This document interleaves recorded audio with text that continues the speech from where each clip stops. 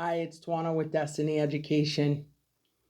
Do you know what fear does to the thought process of an individual?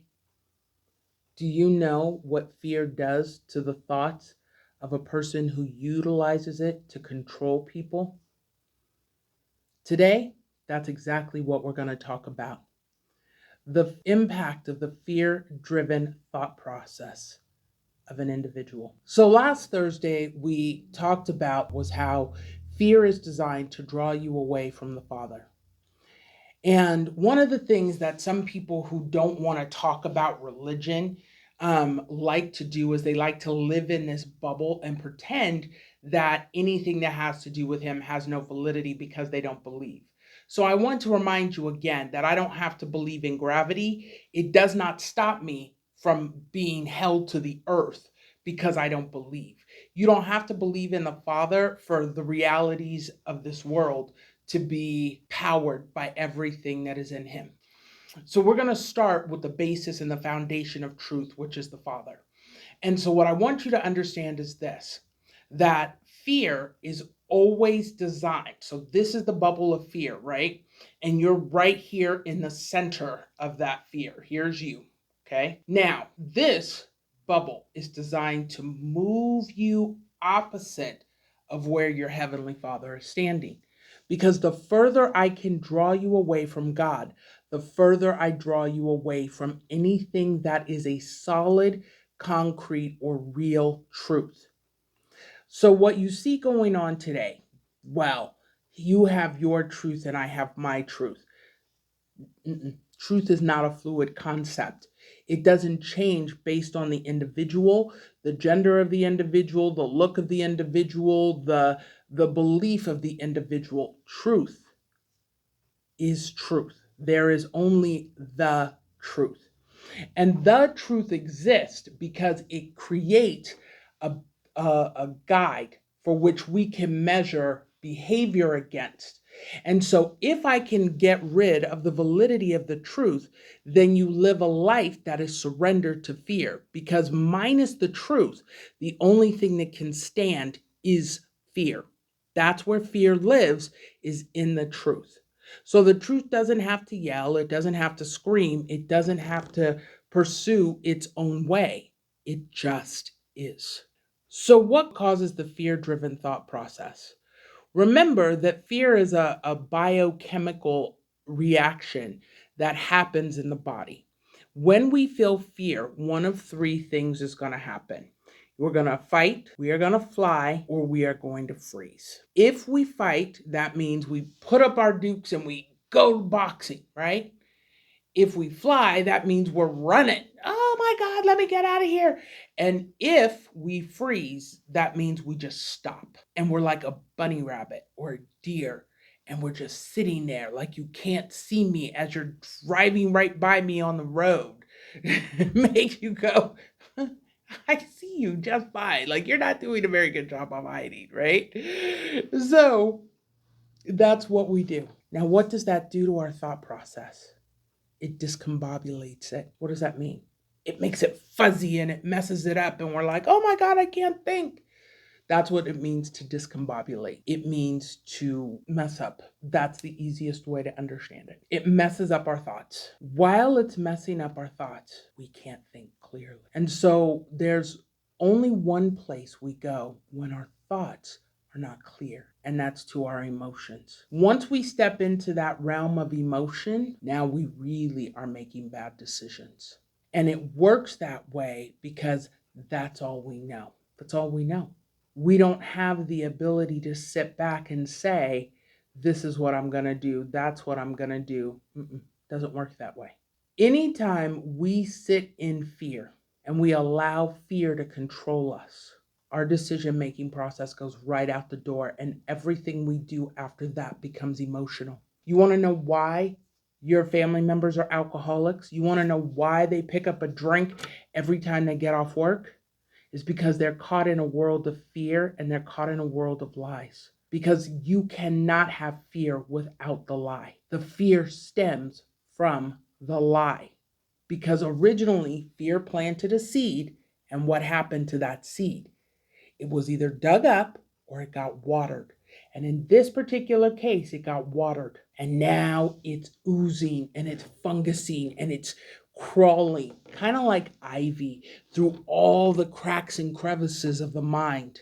And it's permeating every orifice and part of your body it can get to, with mold and decay and just nastiness. And it's destroying your life. And so people pick up the drugs, they pick up the alcohol because they want to be free of that fear for just 2 seconds, which is why alcohol has the nickname liquid courage. Where people don't allow fear to reign, addictions don't live. Interestingly enough, people who lack fear often lack addictions. Am I telling you that an occasional drink once a month or once a week is an alcoholic make? No, I'm not saying that. That's all dependent on the individual. But habitual day in, day out drinking, when you got a flask in your car so that as soon as you walk off the clock, you can swig, means there's a big problem that you're ignoring. And that's what fear does, is it puts a corruption in the mind of each of the people it attacks. And it makes them think that there's nothing they can do to overcome it. And so let's drop a little bit of truth. Before we do that, let's look at the destruction. Okay. So while this fear is running rampant, families are falling apart. You have children being born into and living through abusive households. You have parents who do all sorts and manners of evil to their children. Husbands who abuse their wives. Roommates who get into fights over nothing. And now all of a sudden they're not roommates or friends anymore. There's never anything good that comes from the addictions. But here's the thing I want you to know. You weren't born with the spirit of fear. You were born with 3 things. You were born with power, the ability to love, and a sound mind. So how did we get here? We like to pretend that slavery doesn't exist in this day and age because every time we think about slavery, we think about whites to blacks. But that too is a lie, because slavery is nothing more than one person taking away another person's right to choose. So let's talk about a time in history when the right to choose was taken away. How many points in time can we talk about when the person's right was taken away? Right to choose was taken away. Anytime there was a draft, the person's right was taken away. But what did they do? During World War II, they sold them on, you're going to go and you're going to fight for your country and you're doing the right thing and you're going to save the world from the Nazis. Am I telling you the Nazis were good people? Of course I'm not. But here's the deal. You still, by implementing a draft, took away my right to choose. When you say, I have to go fight for someone or I can go to jail, you have taken away my right to choose, and that is now legalized slavery. You have taken me out of the position in which I was comfortable, an individual was comfortable, and taken me and put me into a situation that I did not volunteer to be in. That's what full-time employment, part-time employment, all of those are nothing more than legalized slavery. You see, each of us was designed to always be in charge of our own thing.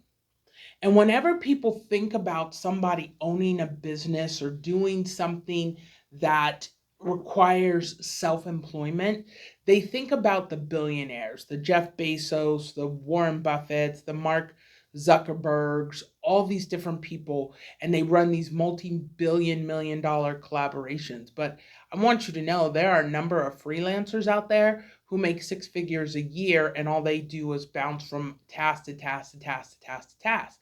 But they have freedom and autonomy because they get to decide what projects they're going to take on and what projects they don't want to take on. And still, they can sustain a livable lifestyle for them. They have learned how to bring to pass their dream life. Too many of you are afraid to do that. Now, while I am a proponent of being free to do that, there are a lot of people who don't see it that way. But the reason they don't see it that way isn't because they can't do it.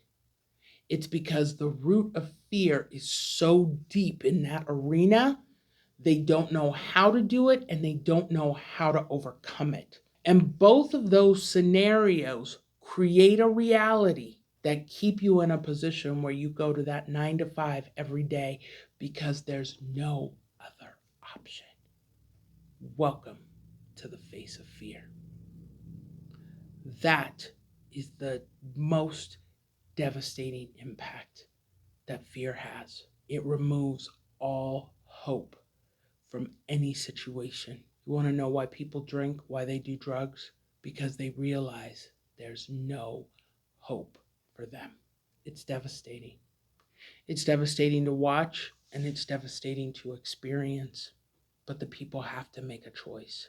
And if they're not making that choice, then they are making the choice to continue to live in fear. And what you have to ask yourself is that a choice that I want to make? I got to run for now, but I'll see you next time. Have a good day.